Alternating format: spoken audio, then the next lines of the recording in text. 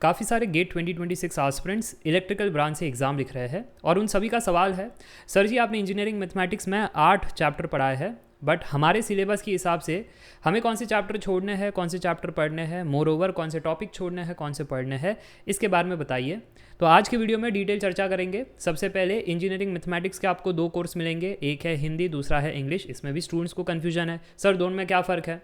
सिर्फ speaking style का फ़र्क है, बाकी सब सेम है। अब साउथ वाले स्टूडेंट्स को इंग्लिश में ही सब कुछ चाहिए, आप इंग्लिश में पढ़ाओ, इंग्लिश में स्लाइड्स, तो वो वाला इंग्लिश कोर्स बनाया गया है। और हिंदी वाला जो कोर्स है वो ये वीडियो जैसे चल रहा है, मैं बातें हिंदी में कर रहा हूँ और स्लाइड्स आपकी इंग्लिश में है, तो ऐसा हिंदी का कोर्स है। और सैम्पल वीडियोज़ भी देख सकते हो ताकि आपको डिटेल आइडिया आ जाए। अब बात करते हैं 8 चैप्टर, तो ये देख सकते हो ये 8 चैप्टर मैंने पढ़ाए हैं, बट सब चैप्टर आपको नहीं पढ़ने हैं।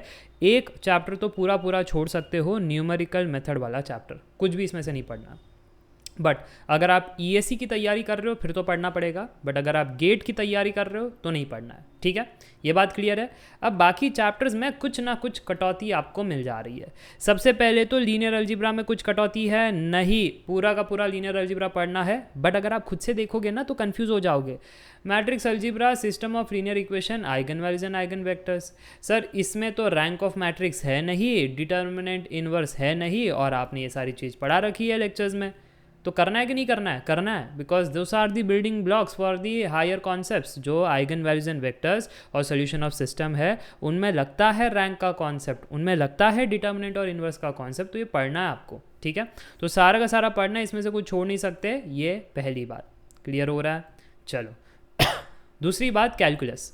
कैलकुलस में आप देखोगे कि लिमिट्स, कॉन्टिन्यूटी, डिफरेंशिएबिलिटी आपके सिलेबस में है ही नहीं, तो बच्चों को अगेन लगता है वो तो हमको पढ़ना ही नहीं।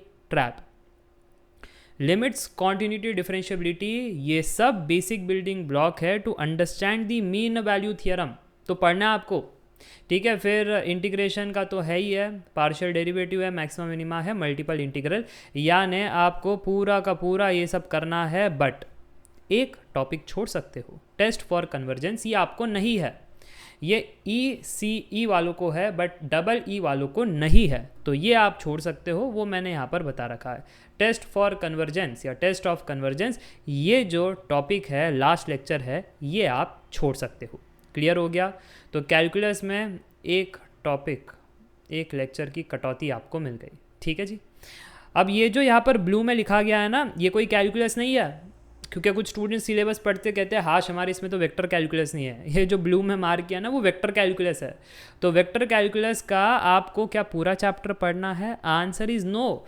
वेक्टर कैलकुलस में भी एक टॉपिक आप छोड़ सकते हो, जो है वेक्टर स्पैन, और वो लास्ट लेक्चर होगा जो आपको छोड़ना है, बता देता हूँ, कोई दिक्कत वाली बात नहीं।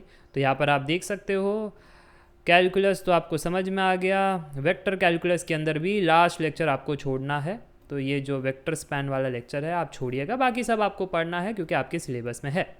क्लियर है? अगर क्लियर है तो ये देखो, ये येलो में भी एक टॉपिक रखा गया है जो अगेन कैलकुलस का पार्ट नहीं है। ये किसका पार्ट है? फूरियर सीरीज़, ये ट्रांसफॉर्म थियरी का पार्ट है, और ट्रांसफॉर्म थियरी वैसे ही आपको सिग्नल सिस्टम में है, तो फूरियर सीरीज़ यहाँ पर करो या वहाँ पर करो।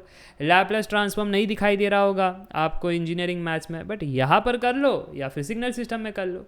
तो मेरी मानो तो ट्रांसफॉर्म थियरी तो आपको पढ़ना है ही, भले आपको ना दिखाई दे रहा हो यहाँ पर, ठीक है। अब वो सिग्नल सिस्टम में कर रहे हो तो ठीक है, मुझसे करना है तो ठीक है, ठीक है। तो ये वाला जो आपका लास्ट फोल्डर है ये ऑप्शनल है, आइदर मुझसे करो या फिर सिग्नल एंड सिस्टम वाले टीचर से कर लेना। चलो क्लियर हो गया? तो मुझे लगता है ये जो सेकंड आपका कैलकुलस के अंदर ट्रांसफॉर्म थियोरी और वेक्टर कैलकुलस था, ये सब आपको समझ में आ गया। डिफरेंशियल इक्वेशन पूरा पूरा फोल्डर करना है, कुछ नहीं छोड़ सकते। कॉम्प्लेक्स वेरिएबल पूरा पूरा फोल्डर करना है, कुछ नहीं छोड़ सकते। प्रोबेबिलिटी, प्रोबेबिलिटी में क्या छोड़ सकते हैं क्या नहीं। अब देखा जाए तो यहाँ पर आपको बेसिक्स ऑफ प्रोबेबिलिटी नहीं दिखाई दे रहा होगा, बट वो बेसिक्स ऑफ प्रोबेबिलिटी से ही ये कंडीशनल प्रोबेबिलिटी समझ में आएगी, रैंडम वेरिएबल समझ में आएगा, और बाकी सारी चीज़ें वो तो पढ़ना है आपको, ठीक है। और फिर आपको कोरिलेशन एंड रिग्रेशन एनालिसिस भी है। तो अगर आप सिलेबस में जाओगे, प्रोबेबिलिटी के लेक्चर्स देखोगे, तो बेसिक्स ऑफ प्रोबेबिलिटी पूरा करना है, रैंडम वेरिएबल पूरा करना है, प्रोबेबिलिटी डिस्ट्रीब्यूशन पूरा करना है, स्टैटिस्टिक्स भी करना है, कोरिलेशन रिग्रेशन भी करना है, sampling distribution of sample mean भी करना है, क्योंकि सैम्पलिंग थियरम आपके सिलेबस में है और हमको पीवाईक्यूज़ में सवाल भी दिखाई दिए हैं। प्रैक्टिस कोर्स में मैंने सारे ब्रांच के पीवाईक्यूज़ करवाए हैं और चैप्टर वाइज भी सेग्रीगेट किए हैं ताकि आपको फुल कवरेज मिले। तो अगेन बता रहा हूँ, आपके ही ब्रांच में ये सवाल आपको मिलेंगे, बट ये जो 15-16 लेक्चर है ना, ये छोड़िएगा, ये आपके सिलेबस में नहीं है। ठीक है जी। तो हाइपोथेसिस वाला जो टॉपिक है, लास्ट के 2 लेक्चर्स, वो आप छोड़ सकते हो। चलो, तो फाइनल समरी मैं आपको देना चाहता हूँ। एक चैप्टर हमने पूरा छोड़ा, जो है न्यूमेरिकल मेथड वाला पूरा चैप्टर छोड़ दिया। पूरा चैप्टर कौन सा पढ़ना है? Linear algebra, differential equation, complex variable, 3। बाकी चैप्टर्स में कटौती है। ट्रांसफॉर्म थियरी ऑप्शनल है।